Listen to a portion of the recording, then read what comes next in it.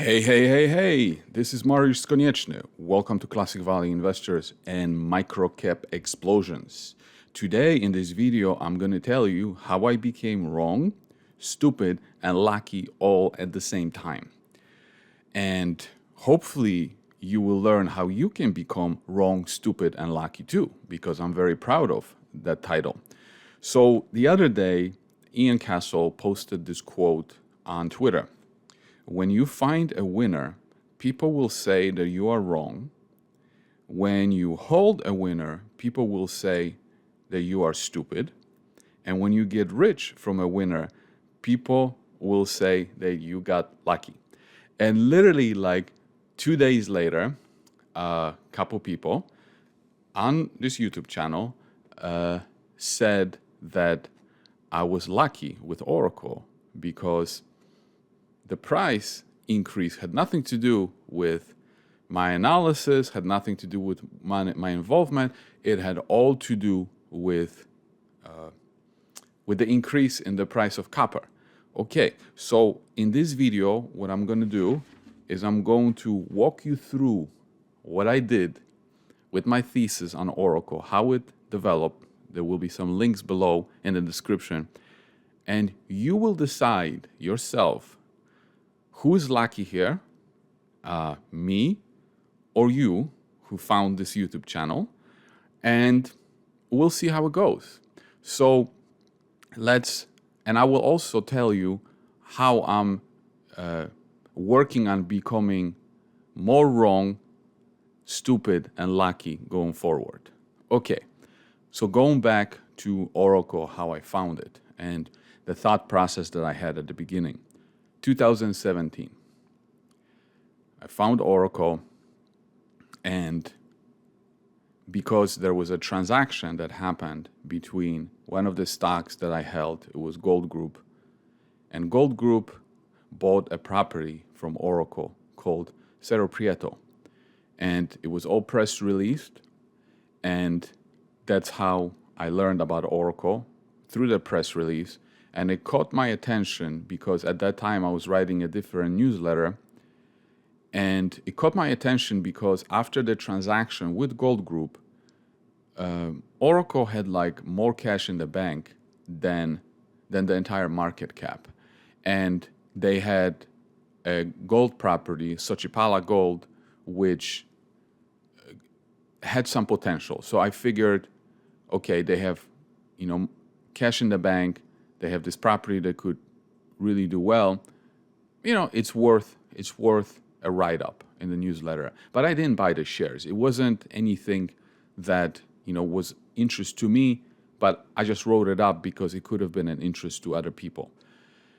But at that time, when I was doing my due diligence, I already got a hint that there was something else going on, that they were involved in some legal situation on a copper property, but I didn't really make anything out of it. Just like, it went in one ear this way and went the other way out. It didn't really mean anything.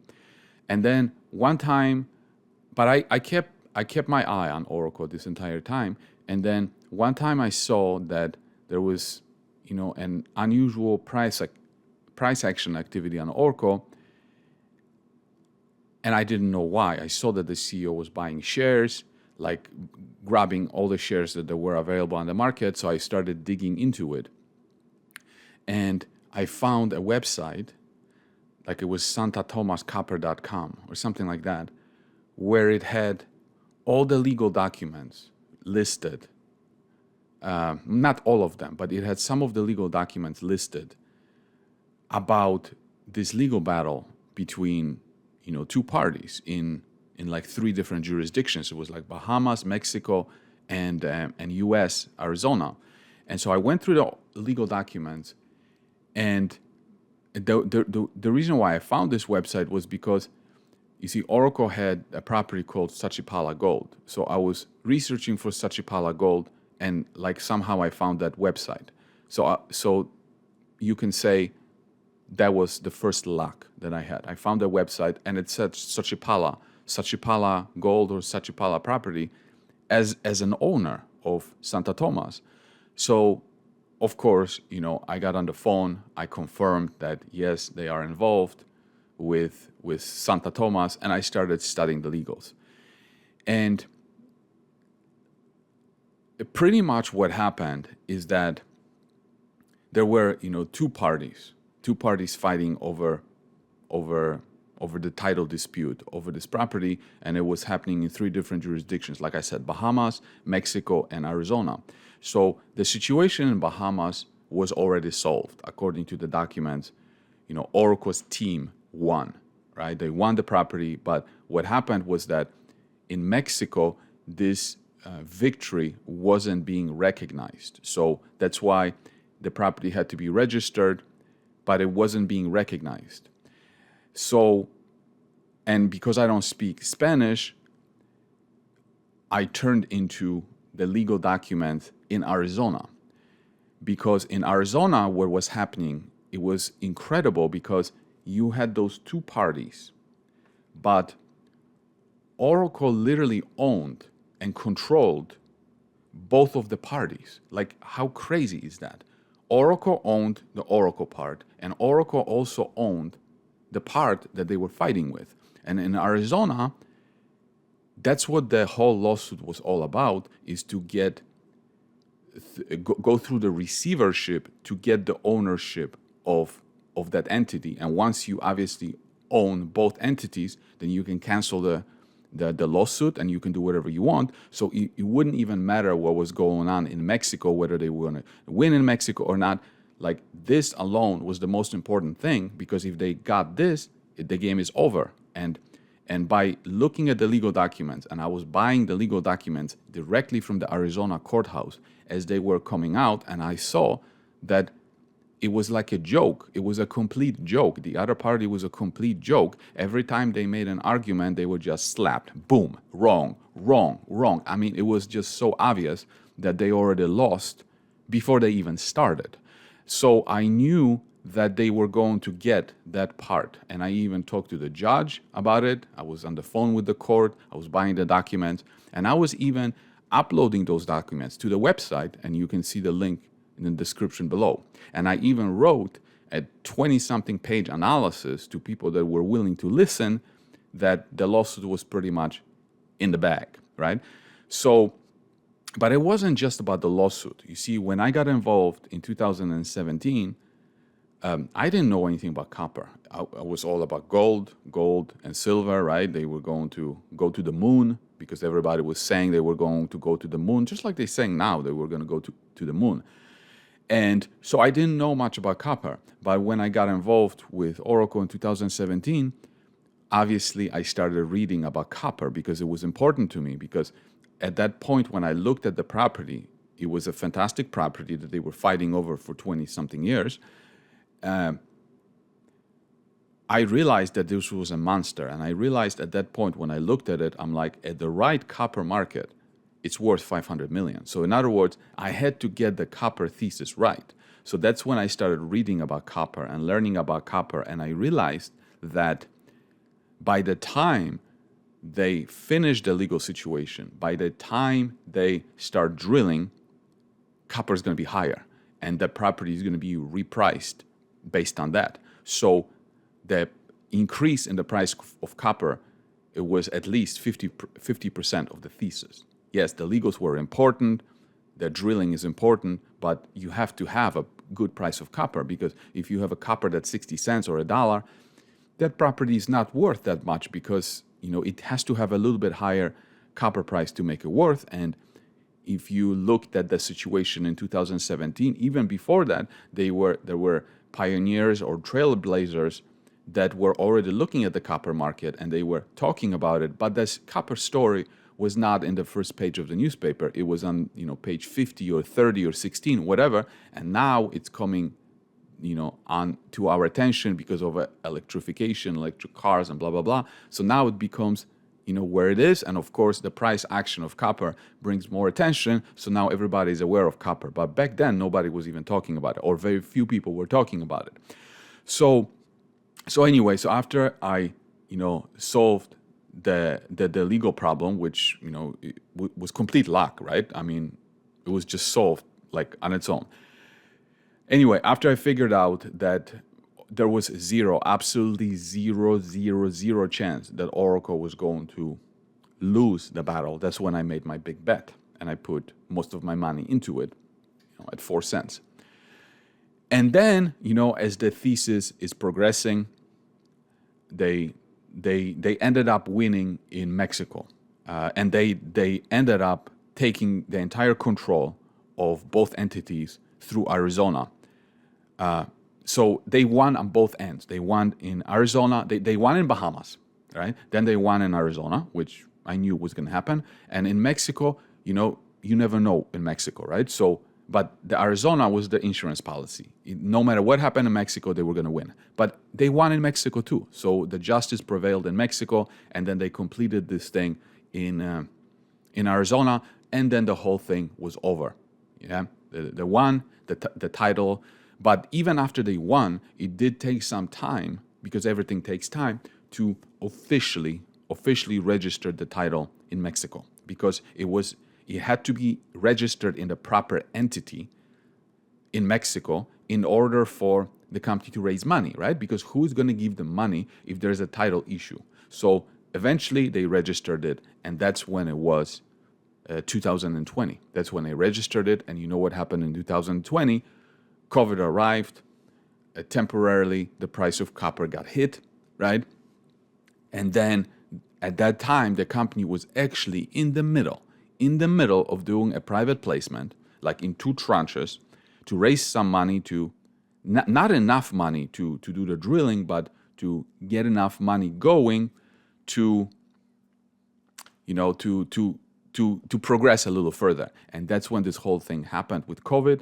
And literally, like, I don't remember if they actually closed the second tranche. Maybe they closed, but it was like people were like, whoa, I'm not giving you money right now because look what's going on in the world. So the stock price plunged to like 20 cents. And then, as everything was recovering, that's when they did a private placement at 30 cents, which gave them some money. And that's when the big raises started to happen, because that's when Microcap Explosions was born. It was like July 31st, 2020. That's when we helped the company, not just us alone, but we helped the company raise the big bucks for drilling. That's when I think my group did like 5 million at that time. So that was at 60 cents. Then the stock price obviously took off because we injected the money, we catalyzed the thesis, and people were like, wow, now they have money, they can finally drill and do what needed to be done, which is confirm the historicals, grow the resource, and blah, blah, blah, blah, blah. So then the stock price took off. Then the company did another a capital raise at $1.20.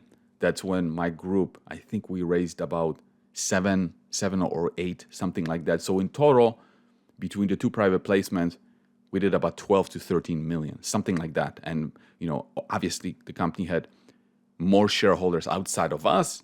So in total, they raised like, 20 million. So we created our own luck in a way, right? Because, we did this. And now, fast forward to today, the company is drilling, right? And it's drilling with what money? The money that was raised at 60 cents and $1.20.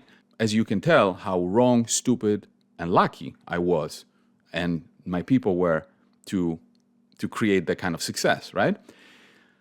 So now I want to talk about how I am. Let me see this quote again.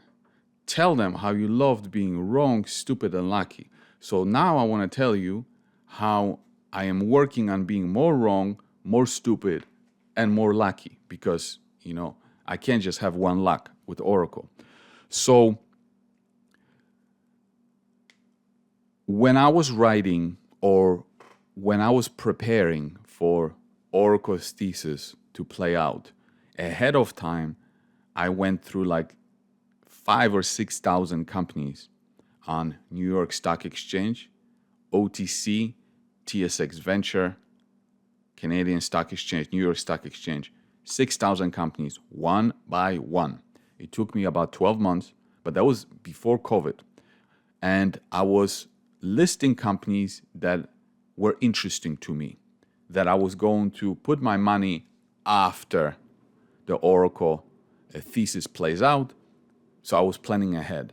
So I was writing them down on a piece of paper, just the companies that I would like to own. I didn't really care about the price, but the companies that I wanted to own. So then when COVID hit, my girlfriend gave me the idea, we'll write a book, write a book, coronavirus recession, how to profit from the coronavirus recession, featuring, 50 companies from the list, and, write one page about each. And that's how the book was born. And if you bought the book and if you bought some of the stocks, most of them, very high percentage, maybe 80 or 90%, most of them worked out pretty well. Well, because the COVID sell-off created amazing opportunities, and some of you made some good money. But that research that took place before COVID was also the foundation for Microcap Explosions, because now I had all these ideas, all these fantastic opportunities in the small cap space that I found through going through each company one by one. And after Oracle, my second two biggest positions, the third biggest position was pretty much found like that. By going through every company on this particular exchange, I found this one company that interested me. But I didn't write about it in the book. I didn't. I kind of put it on the list, but I should have looked at it early. I should have looked at it, because if I had looked at it, I would already be up like 7x. But I'm not, because I waited for it to double and then I looked at it. So as a result, I'm only up like 2.5x or something like that. But it's an opportunity that I'm very familiar with, because I was in the industry, and amazing things are happening. And when I first found this opportunity, I thought it was going to, be maybe, go from here to here. I didn't realize that this story gets better and better every day. And to, understand this opportunity more, obviously I did my usual, which is, talk to the management, to do my scuttlebutt, understand the technology or whatever, what's going on in the space, why is the change happening in the space, to do that. Second idea, and also the most recent idea, kind of was a little bit of a recommendation, but then the other idea was, again, on a different exchange, going through one company at a time, went through 700 companies, and I found this company where there's three players in this space. And one of the players is the smallest, and that's why it's in that small exchange. But that player, about 5 years ago, acquired a particular technology, and it took them 5 years to develop this technology. And now they released it into the market, and it is absolutely killing the competitors, because the competitors were put together by acquisitions. And they also have many different verticals, but they don't develop their own products. They just kind of, have the product, and then they are very much focused and run by MBA people. So they are focused on bottom line, return on equity. They're not really focused on how can we improve the environment for our customers, how can we make things better. It's all about them mainly. And then this smaller company have a completely different approach, which is most of their development and most of their research and development is based on the customers, what the customers want. So this guy told me, when I was doing the scuttlebutt, is that when they released the product or when they were selling the product, he has a list of questions of what or concerns of what clients want. And he told me that these questions were just repeating. So then when you take those questions and you integrate them into your own product, it almost becomes like impossible for the competitors to beat you because you like answer all the questions that your customers want. So they are absolutely killing it in the market, and like they're stealing the competitors left and right. And then it's another situation where I did a full scuttlebutt. I talked to customers. I talked to everybody from the management team, including the board members. I got their background, where they came from, their mentality, how things developed from the beginning. So I'm putting this whole picture together of why they're winning, why they're going to continue winning, and why this is going to be a success. So this is just an example of, again, how I'm creating my own luck and how I am being wrong, stupid, and lucky again at the same time. And so yeah. So in this video, what did I tell you? I told you how I became wrong, stupid, and lucky with Oracle. I told you how I'm creating more of how to be wrong, stupid, and lucky with more investment opportunities. So now it's your turn to go to the comments below and tell me who's the lucky one, me or you, for finding this YouTube channel.